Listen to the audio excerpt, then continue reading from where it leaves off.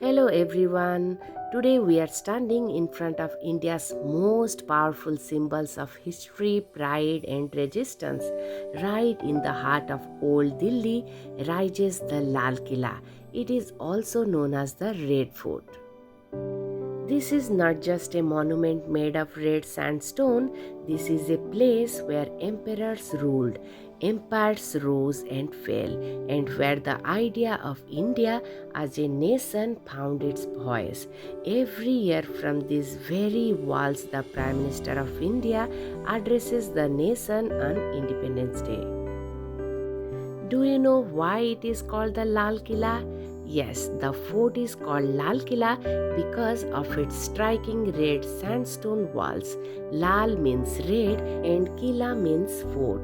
The walls stretch for nearly 2.5 kilometers, rising up to 33 meters in height in some places. Now we will know about the history of Red Fort. The Red Fort was built by Mughal Emperor Shah Jahan in 1638 when he decided to shift his capital from Agra to Delhi. He named his new capital Shah Jahan Bagh, which is today known as Old Delhi. The fort took about 10 years to complete and it was finished in 1648. Shah Jahan wanted a palace that reflected the absolute peak of Mughal power. This fort was not just a military structure, it was a royal city within a city filled with palaces, gardens, halls, water channels, and luxury beyond imagination. The Red Fort is a masterpiece of Indo-Islamic architecture, combining Persian, Timurid, and Indian style.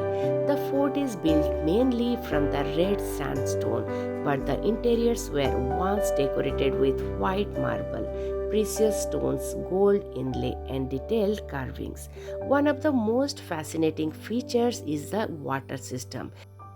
A stream called the Nahar-e-Behist, meaning stream of paradise, flowed through the fort and passed through the royal chambers. Water symbolized purity, luxury, and heaven on the earth. The layout of the fort is highly planned with spaces for administration, royal living, public meetings, private gatherings, and many more. After reaching the Red Fort, you have to do the ticket for the entrance, and if you want to visit the museum, you have to purchase a separate ticket for the museum.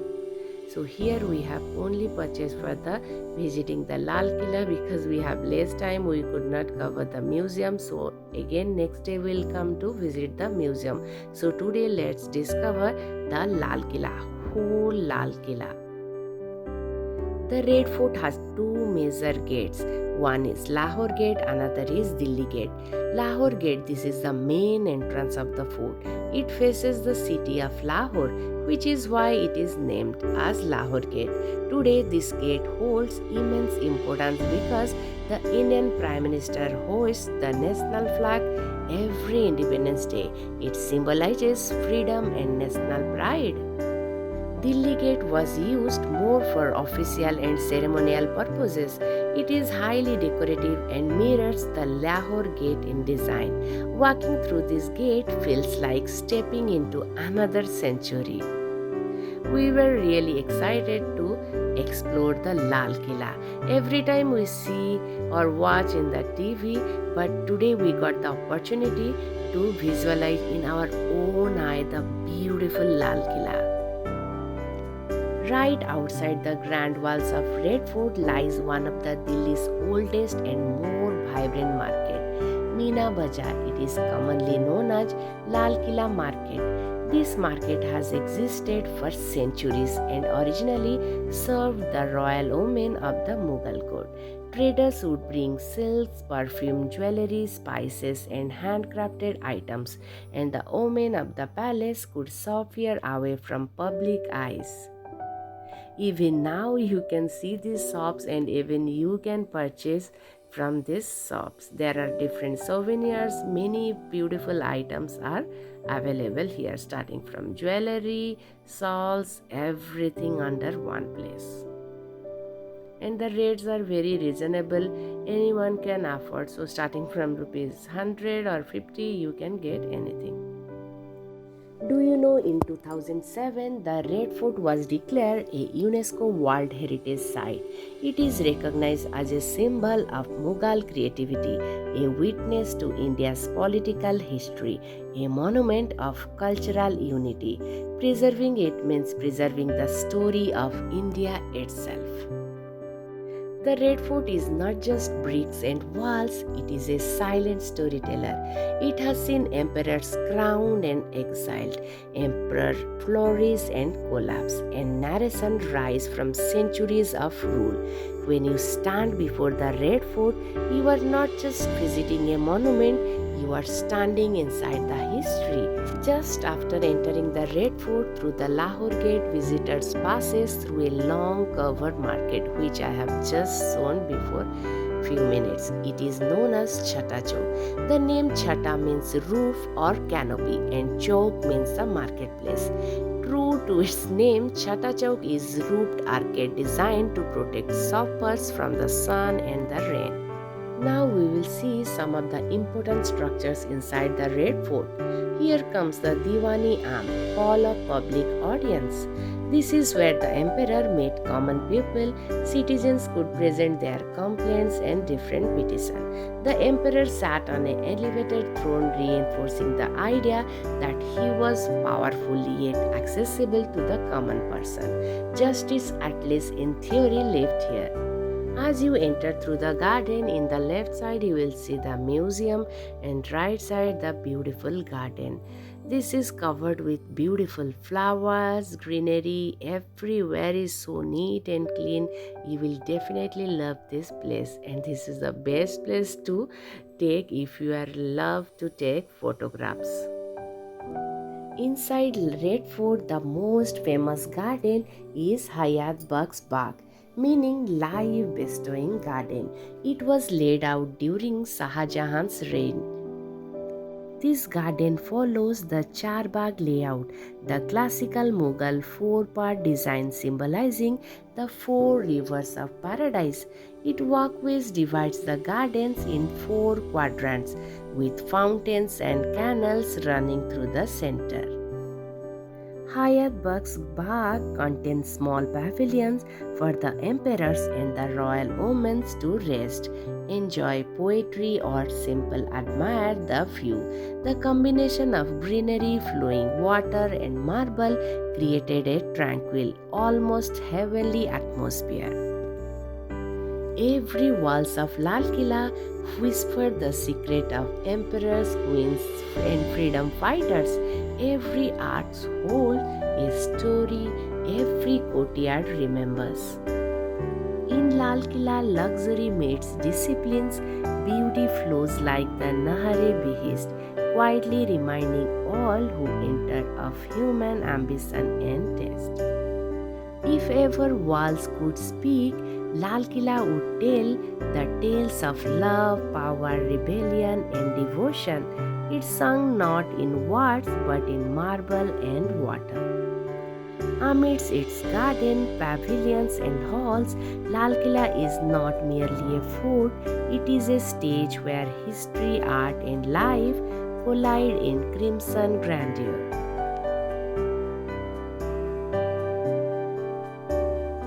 Inside the Red Fort complex lies a stepwell, locally known as Bauli. Stepwells were an ancient Indian water system designed to store water throughout the year, and it provides access during the dry season. This Bauli dates back to the Mughal period, though parts of it may have existed even earlier and were later integrated into fort's designs. This stepwell served multiple purposes. It provides a reliable water source for the fort, it helps maintain water supply during the drought, and it acted as a cool underground space, naturally lowering the temperature. In a massive fort like Lal Qila, water security was very important as military defense. No water, no empire. The stepwell is built with stone steps descending deep underground, leading to the water level. As you go down, the temperature drops noticeably, even during peak summer. This natural cooling effect shows how advanced the traditional Indian engineering was long before electricity or modern cooling system existed. There was no words, no machines, just applying the intelligence. During the British period, the Bauli was neglected, like many Mughal structures inside the fort. Over time, it lost its practical uses, but it remained structurally intact.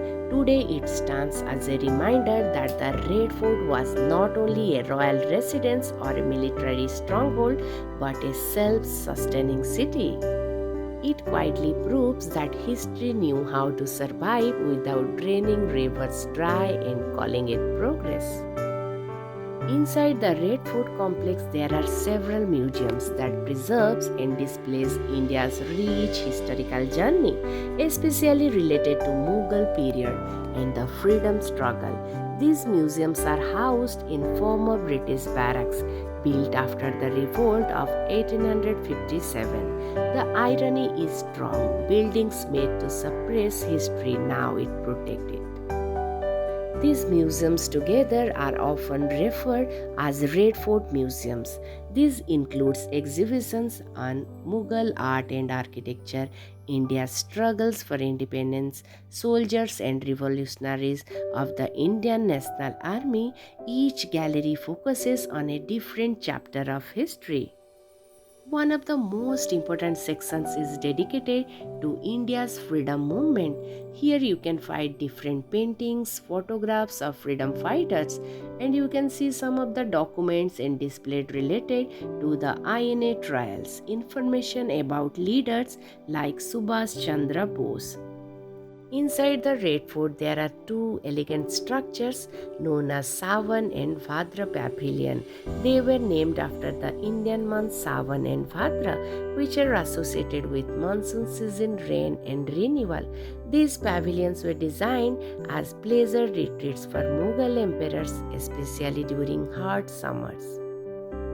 Sawan and Bhadra were not meant for administration or warfare. They existed purely for comfort, relaxation, and enjoyment. The emperors used these spaces to escape the summer heat, enjoy some of the cool air and flowing water, and they spent leisure time in peaceful environment. You can see both pavilions are connected to the Nahari Vihist, the stream of paradise. As water moved, cooled the marble floors and created a soothing sound, lowered the temperature naturally. These systems made the pavilions feel so refreshing, especially during the monsoon months. They were named after it. The structures were opened on multiple sides, allowing natural ventilation. There is no wall trapping heats, no poor design choice, just it is a climate smart architecture. Sawan and Bhadra are located near the Hayat Bugs Bagh, the live bestowing garden. These surroundings were filled with greenery, fountains, and symmetry. It's built mainly of white marbles. These pavilions contrast beautifully with the red sandstones of the fort. They look delicate, calm, and intentionally very peaceful. You can say this pavilion shows the softer side of Mughal life. Beyond politics and battles, the emperors valued the nature, art, and seasonal rhythms. Sawan and Bhadra reflects how architecture was designed to respond to climate, mood, and lifestyles, not just display the power. Sawan and Bhadra reminds us that Lal Qila was not only a seat of authority, but it also a place of beauty, comfort, and harmony with nature. Even emperors listen to the seasons. The tea house in Lal Qila was introduced during the British period after the revolt of 1857 when the British took control of the fort. Unlike Mughal structures meant for royalty, this tea house was created mainly for British officers and visitors as a place to relax, meet, and take refreshments. Tea, of course, was not just a drink of British, it was a lifestyle choice and political statement. The Mughal emperors designed the pavilions to cool the soul. The British brought tea to calm the nerves. There are different priorities. The tea house does not follow the traditional Mughal architecture. Its design is simpler and more functional, reflecting the colonial tastes rather than the artistic grandeur. The presence of tea house inside the Lal Qila symbolizes the end of Mughal rule and the beginning of British dominance, the transformation of the fort's purpose. It reminds visitors that Lal Qila is not frozen in one era. It observed every phase of Indian history, even the uncomfortable ones. The tea house inside the Lal Qila may seem ordinary, but it is quietly marks a turning point. From the emperors to colonizers, from royal courts to the teacups, history shifted within these walls. Nahar-e-Behist literally means stream of paradise. It was an artificial water channel that flowed through the Red Fort, supplying water to the palaces, pavilions, and gardens. This channel was introduced during the reign of Shah Jahan, who firmly believed that if heaven existed on the earth, it should be probably have marble floors and flowing water. You can clearly see the water was flowing from that place, and it was used to supply water to royal apartment, cool the interiors naturally, and to create peaceful and luxurious atmosphere. It symbolizes the idea of paradise described in Islamic tradition. In Islamic architecture, paradise is imagined as a garden with flowing rivers. Shah Jahan simply said, "Let's build that." The water for Nahar-e-Behist was drawn from the Yamuna river, and it's distributed through an advanced system of channels and slopes. The stream flowed to Diwan-e-Am, Diwan-e-Khas, Rang Mahal, Khas Mahal, Sawan, and Bhadra Pavilion. The floors were designed so water flowed gently beneath them, cooling the marbles and lowering the temperature of the room. Inside the Red Fort complex, the most important and well-known mosque is the Moti Masjid. It is also called the Pearl Mosque.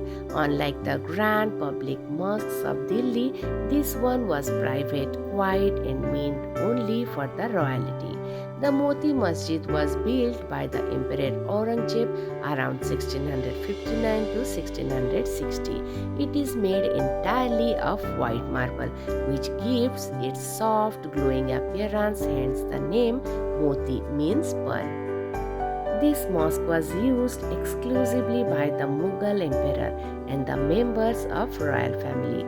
Common people were not allowed here. The design of Moti Masjid is simple, elegant, and restrained, especially when compared to luxury of other Mughal structures. These key features include 3 marble domes, a clean prayer hall, a small courtyard for ablution. This mosque served as a place for daily prayers, private worship, religious reflection for the emperor. Its location inside the fort highlights how religion was woven into everyday royal life, not separated from governance or routine. What makes Moti Masjid special? Its white marble against red sandstone, simplicity against luxury. The hammam inside Lal Qila was the royal bath complex of Mughal emperors.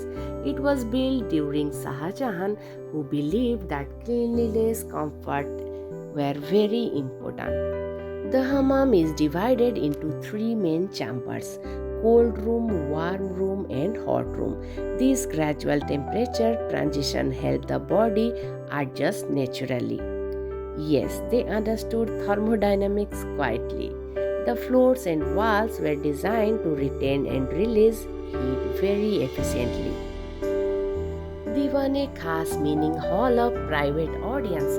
It was one of the most magnificent structures inside the Red Fort. It was built during the reign of Emperor Shah Jahan in mid-17th century. Unlike Diwan-e-Am, which was open to the public, Diwan-e-Khas was reserved exclusively for royal family, high-ranking nobles, foreign ambassadors, and trusted courtiers. It was used for diplomatic meetings, secret consultation, royal ceremonies, and granting honors and rewards. Every word spoken here mattered. The hall is built entirely of white marbles decorated with delicate floral carvings, semi-precious stone, and gilded elements. Originally, the ceiling was said to be adorned with silver and gold work. Time, invasions, and colonizers removed most of it. History's theft record is impressive. Diwan-e-Khas once housed the legendary Peacock throne, the most expensive throne ever built at that time. It was made of solid gold, diamonds, rubies, emeralds, and pearls. In 1739, the Persian invaders Nadir Shah looted the throne and took it away. Delhi never really recovered from that flex.